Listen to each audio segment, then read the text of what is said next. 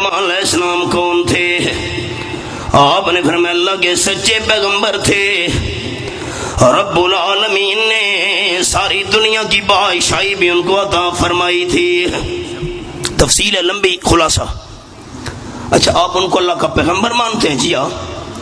یہودی کہنے لگے ان کتابوں کے اندر جادو لکھا ہوا ہے، اور جادو کے اندر غیر اللہ کی پکار کی جاتی ہے، شیاطین کو بلایا جاتا ہے، جنات کو پکارا جاتا ہے۔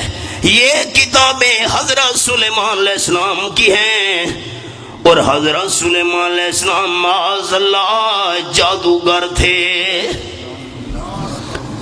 یہ کتابوں میں جادو لکھا ہوا ہے، ان کتابوں والے جادو کے ذریعے حضرت سلیمان علیہ السلام پوری دنیا پہ حکمرانی کیا کرتے تھے۔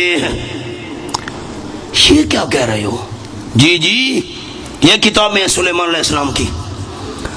آپ صلی اللہ علیہ وسلم کے سامنے جب یہودیوں نے یہ کتابیں پیش کی، حضرت سلیمان علیہ السلام کی جادو والی کتابیں ہیں، معاذ اللہ وہ جادوگر تھے، شیاطین کو پکارا کرتے تھے۔ جب یہودیوں نے یہ بات کی، مالک کائنات نے قرآن پاک کا یہ مقام نازل کر دیا۔ اللہ فرماتے ہیں وَاتَّبَعُوا مَا تَتْلُو الشَّيَاطِينُ عَلَىٰ مُلْكِ سُلَيْمَانَ۔ نا میرے محبوب خیال کرنا، یہ حضرت سلیمان علیہ السلام کی کتابیں نہیں ہیں، یہ شیطانوں کی لکھی ہوئی کتابیں ہیں۔ اصل بات یہ تھی، حضرت سلیمان علیہ السلام کے دور میں شیطان جادو کیا کرتے تھے۔ تمہاری یہ جرت کہ میرے دور حکومت میں جادو کرو اور غیر اللہ کی پکاریں کرو، کتابیں میرے حوالے کرو۔ حضرت سلیمان علیہ السلام نے شیطانوں سے ساری جادو کی کتابیں چھین لی اور اپنی کرسی کے نیچے دفن کرا دی۔ اب شیطانوں کو کرسی کے قریب آنے کی تو جرت نہیں ہوتی تھی، کرسی کے نیچے جادو کی کتابیں دفن ہیں۔ جب حضرت سلیمان علیہ السلام دنیا سے رخصت ہوئے تو شیطانوں نے کرسی کے نیچے سے زمین کھود کر وہ جادو والی کتابیں نکال لی، اور لوگوں کو کہنے لگے اس جادو کے ذریعے حضرت سلیمان علیہ السلام حکومت کیا کرتے تھے۔ وہ کتابیں چلتی چلتی آپ صلی اللہ علیہ وسلم کے دور میں یہودیوں تک منتقل ہو گئی، وہی کتابیں آمنہ کے لال کو دکھانے آ گئے۔ تو دوستو ذرا یاد رکھنا، یہ کتابیں سلیمان علیہ السلام کی نہیں تھیں، شیطانوں کی تھیں، وہ پیش کر رہے ہیں۔ اب رب العالمین کے قرآن کا انداز، اللہ فرماتے ہیں وَمَا كَفَرَ سُلَيْمَانُ وَلَٰكِنَّ الشَّيَاطِينَ كَفَرُوا يُعَلِّمُونَ النَّاسَ السِّحْرَ۔ جادو کفر ہے، حضرت سلیمان علیہ السلام نے جادو والا کفر نہیں کیا، یہ تو شیطان جادو والا کفر کیا کرتے تھے، لوگوں کو جادو سکھایا کرتے تھے۔ جادو کفر ہے کیونکہ اس میں غیر اللہ کی پکار کی جاتی ہے۔ حضرت سلیمان علیہ السلام جادوگر نہیں تھے، اللہ کے سچے پیغمبر تھے۔ قرآن ماننے والے ساتھی مجھے بتائیں گے، میں نے حوالہ پیش کر دیا عدم 102 کا، ما کفر سلیمان، جادو والا کفر حضرت سلیمان علیہ السلام نے نہیں کیا۔ اب آپ دوستوں نے قرآن کی روشنی میں کیا سمجھا کہ جادو اسلام ہے یا کفر ہے؟ ماننے والے بولیں گے، قرآن ماننے والے، جادو اسلام ہے یا کفر ہے؟ آج اتوار تھی،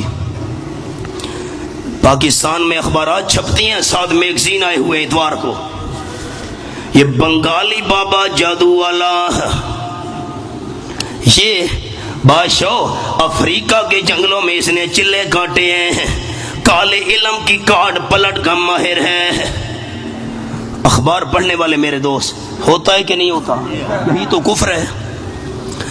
کھوپڑیاں بنی ہوئی ہیں، الو کی تصویریں بنی ہوئی ہیں، مختلف قسم کی ہڈیوں کے نشانات بنے ہوئے ہیں۔ آؤ جی محبوب آپ کے قدموں میں، جو چاہو سو پوچھو، قسم قسم کے دعوے.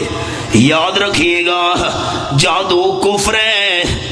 اور آپ صلی اللہ علیہ وسلم نے فرمایا نمبر 1 شرک سے بھی بچنا ہے اور نمبر 2 سحر جادو سے بھی بچنا ہے ورنہ ہلاکت سے نہیں بچ سکو گے.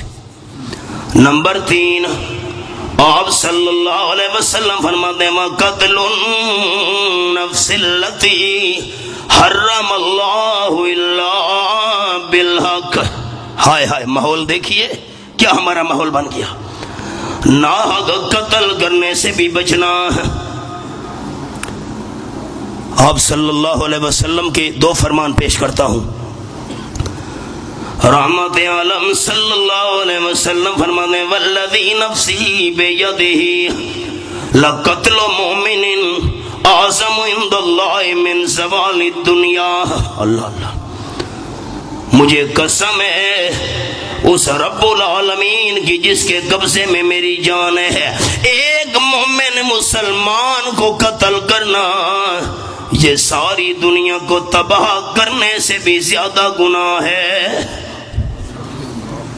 آپ صلی اللہ علیہ وسلم فرماتے ہیں اللہ نے مجھے نظارہ کرایا، جہنم کے اندر مجھے ایک عورت نظر آئی، پیٹ پھٹا ہوا تھا، آنتیں باہر نکلی ہوئی تھی اور اپنی آنتیں ہاتھوں پہ اٹھا کے جہنم کے اندر ایسے چیخیں مار رہی تھی جیسے گدھا چیخیں مارتا ہے.